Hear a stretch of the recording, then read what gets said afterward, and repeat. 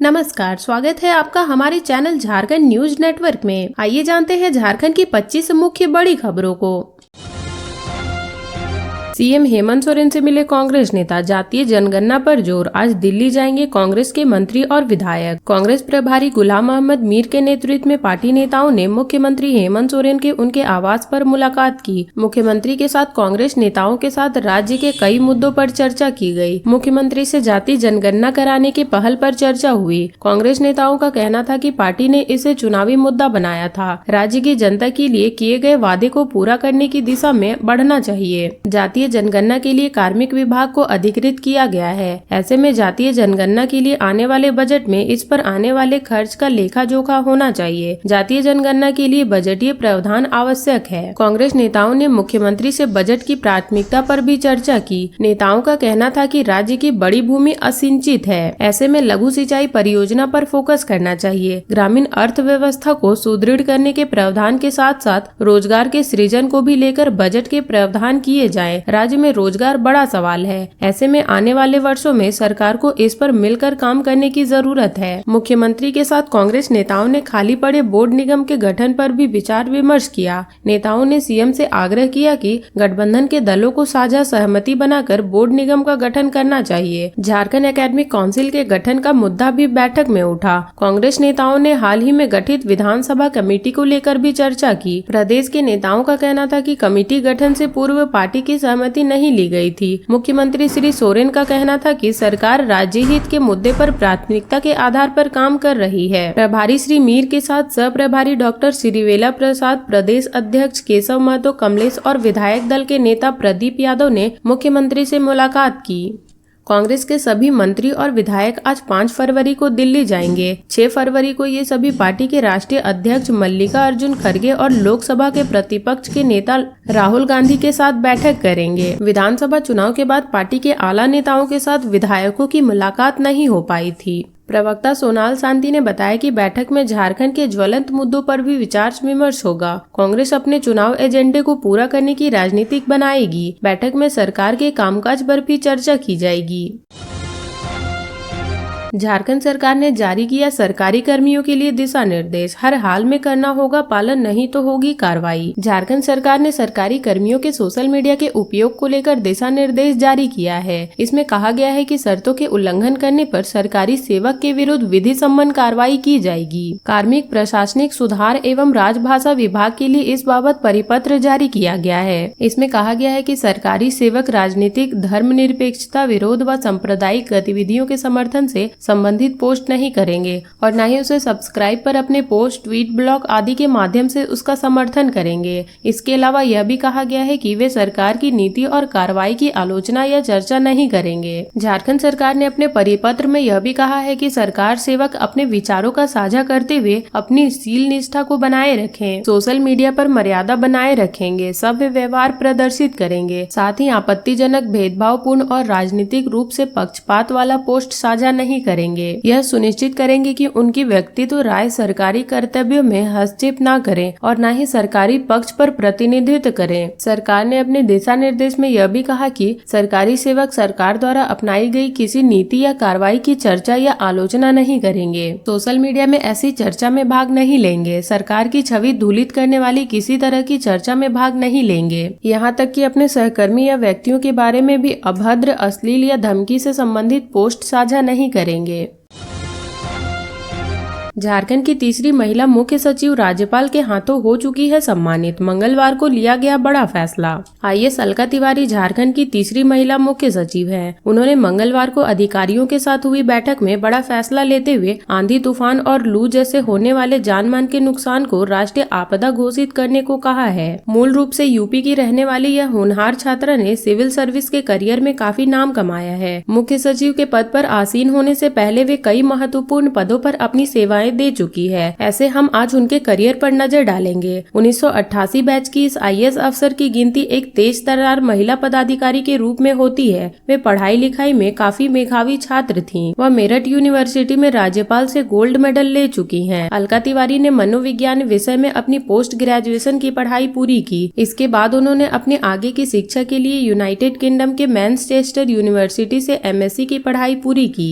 यहाँ भी इन्हें मैनेजमेंट और विकास प्रोजेक्ट में अच्छा प्रदर्शन करने के लिए गोल्ड मेडल मिल चुका है। इस महिला IAS अधिकारी ने रांची विश्वविद्यालय से कानून की डिग्री ली। इसके अलावा भी उन्होंने हार्वर्ड यूनिवर्सिटी, ड्यूक विश्वविद्यालय जैसी कई नामी विश्वविद्यालय से शॉर्ट टर्म का कोर्स किया। IAS अलका तिवारी अपने सर्विस के दौरान कई महत्वपूर्ण पदों पर कार्यरत रही। लोहरदगा और गुमला जिले की DC भी रह चुकी हैं। इसके अलावा वे वन, पर्यावरण, वाणिज्य जैसे विभागों के सचिव के पद पर भी काम किया। भारत के उच्च शिक्षा नियामक प्रणाली में बदलाव लाने की योजना में उनका बड़ा योगदान रहा है।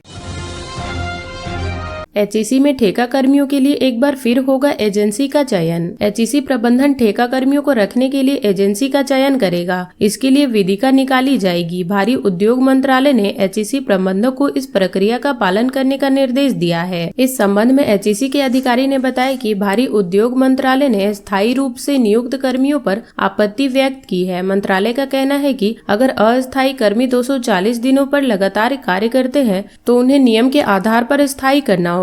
इसलिए प्रबंधन एक बार फिर HEC के नियुक्त अस्थायी कर्मियों के लिए निविदा निकालेगा। अगर निविदा में किसी भी एजेंसी का चयन नहीं होता है तो अस्थायी कर्मियों को 1 दिन या इससे अधिक दिनों तक कार्य से वंचित रखा जाएगा और फिर दोबारा प्रबंधन ठेका मजदूरों को अस्थायी रूप से नियुक्त करेगा। मालूम हो कि HEC प्रबंधन ने लगभग 1 वर्ष तक आंदोलन कर रहे ठेका कर्मियों को नवंबर माह में अस्थायी रूप से नियुक्त किया गया था। झारखंड के इस जिले में 14 करोड़ वर्ष पुराना पादप और 28 करोड़ वर्ष पुराने पत्ते का मिला जीवाश्म राष्ट्रीय धरोहर होंगे संरक्षित। राजमहल की पहाड़ियों के बीच बसे पाकुड़ जिले के अमड़ापाड़ा प्रखंड में राष्ट्रीय महत्व के पादप जीवाश्म का पता चला है। इस जीवाश्म की उम्र करीब 12 से 14 करोड़ वर्ष पुरानी बताई जा रही है। इसे राष्ट्रीय धरोहर बताते हुए इस जगह को संरक्षित रखने का प्रयास जिला वन कार्यालय की ओर से किया जा रहा है। जीवाश्म वाले स्थल पर जिला प्रशासन की मदद से वन विभाग जियोलॉजिकल हेरिटेज साइट बनाने की योजना बना रही है, जिससे जीवाश्म को सुरक्षित रखते हुए उसे अन्य जानकारी इकट्ठा की जा सकती है। वहीं वन विभाग कार्यालय के समीप फॉसिल्स म्यूजियम भी बनाने की योजना पर काम कर रही है, जिससे जिले भर से मिले फॉसिल्स को जमा किया जाएगा और लोगों को देखने की सुविधा मिलेगी। साथ ही यह अध्ययन के भी काम आएगा। अमड़ापाड़ा गाँव में प्राचीन समय से पड़े जीवाश्म की खोज लखनऊ स्थित बिरबल साहनी पुराविज्ञान संस्थान के वैज्ञानिकों ने पता लगाया है। नवंबर 2024 में वैज्ञानिक डॉक्टर सुरेश कुमार पिल्लई ने अपनी टीम के साथ अमड़ापाड़ा प्रखंड के कई गांव के नदियों के किनारे स्थलों पर सर्वे अभियान चलाया। इसी सर्वे में बांसलोई नदी के किनारे एक पूरा पेड़ तने के साथ जीवाश्म के रूप में पाया गया।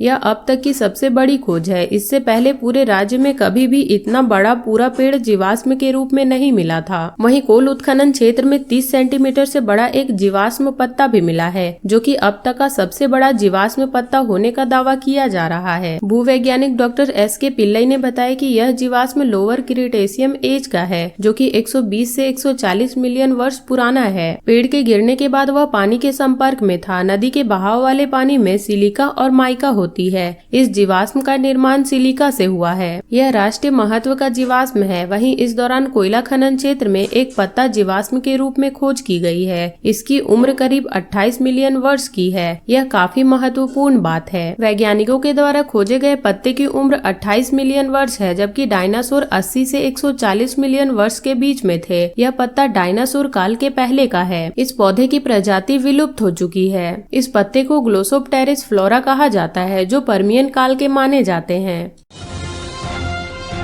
नगड़ी टोल प्लाजा दुर्घटना मामले की जांच शुरू। रांची जिला प्रशासन ने भी लिया बड़ा एक्शन। रांची के नगड़ी टोल प्लाजा दुर्घटना मामले में झारखंड के NHAI के क्षेत्रीय पदाधिकारी NL योतकर ने जांच के निर्देश दिए हैं। वहीं प्रोजेक्टर डायरेक्ट ने तत्काल मामले की जांच शुरू कर दी है। दूसरी तरफ इस घटना की जांच के लिए DC मंजूनाथ भजंत्री ने जाँच के लिए 4 सदस्यीय टीम का गठन कर दिया है। झारखंड NHAI द्वारा जारी जाँच में देखा जा रहा है कि यह घटना किस परिस्थिति में हुई है और टोल प्लाजा के हाई मास्ट लाइट का पोल कैसे गिरा। निर्माण में खराब गुणवत्ता की पुष्टि से भी जांच की जा रही है। क्षेत्रीय पदाधिकारी ने बताया कि पूरी घटना की जांच के बाद उसे रिपोर्ट सौंप दी जाएगी। इसके बाद आगे की कार्रवाई की जाएगी। इस मामले में दोषियों पर भी सख्त कार्रवाई होगी। गौरतलब है कि नगड़ी थाना क्षेत्र के रांची गुमला मुख्य मार्ग पर पतराचौली टोल प्लाजा के पास मंगलवार दोपहर हाई मास्ट लाइट का पोल यात्रियों से भरे एक ऑटो पर गिर गया। इस हादसे में ऑटो में सवार 2 यात्रियों की मौत हो गई, जबकि 5 लोग गंभीर रूप से घायल हो गए हैं। घटना के बाद ग्रामीणों ने दोषियों की कार्रवाई के लिए एनएच जाम कर दिया। मामले की जानकारी मिलने के बाद मंत्री शिल्पी नेहा तिर्की ने एनएचएआई के प्रोजेक्ट डायरेक्टर को जमकर फटकार लगाई।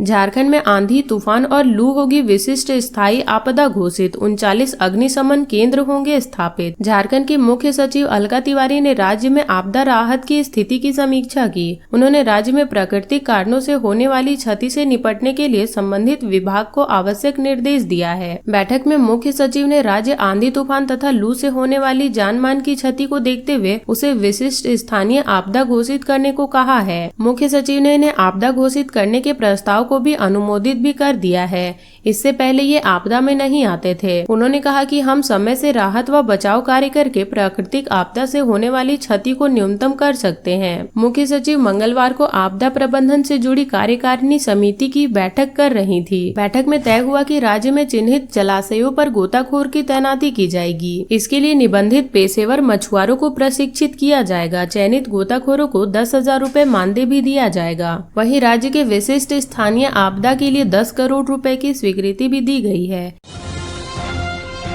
परीक्षा के दौरान टॉयलेट में मोबाइल के साथ पकड़ाया परीक्षार्थी। विनोद बिहारी महतो कोयलांचल विश्वविद्यालय द्वारा आयोजित एलएलबी सेमेस्टर 2 की परीक्षा के दौरान मंगलवार को एक परीक्षार्थी टॉयलेट में मोबाइल फोन के साथ पकड़ा गया। केंद्राधीक्षक ने छात्र का मोबाइल जब्त कर लिया और इसकी सूचना परीक्षा नियंत्रक डॉक्टर एसके वर्णमाल को दी। खरनी मोड़ के पास कुमार बीएड कॉलेज खरनी मोड़ के एलएलबी सेमेस्टर 2 की परीक्षा के लिए परीक्षा केंद्र बनाया गया है। मंगलवार को पहली पाली में सुबह 10 बजे से दोपहर 1 बजे तक ड्राफ्टिंग और फ्लीटिंग पेपर की परीक्षा थी।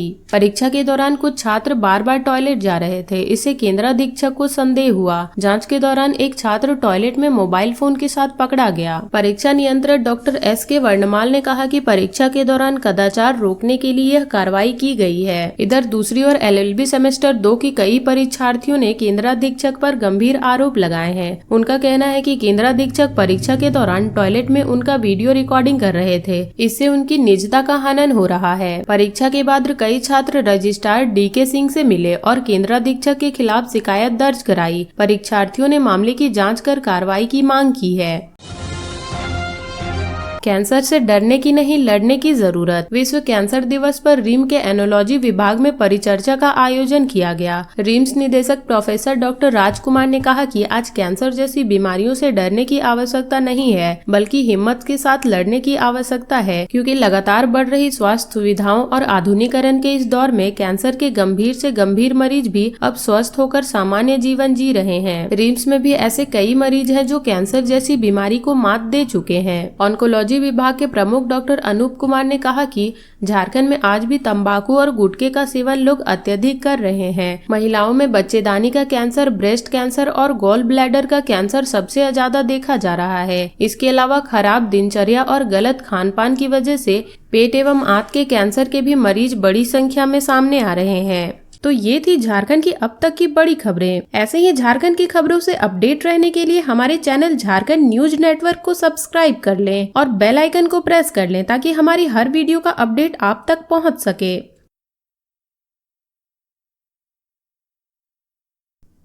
नमस्कार, स्वागत है आपका हमारे चैनल झारखंड न्यूज नेटवर्क में। आइए जानते हैं झारखंड की 25 मुख्य बड़ी खबरों को।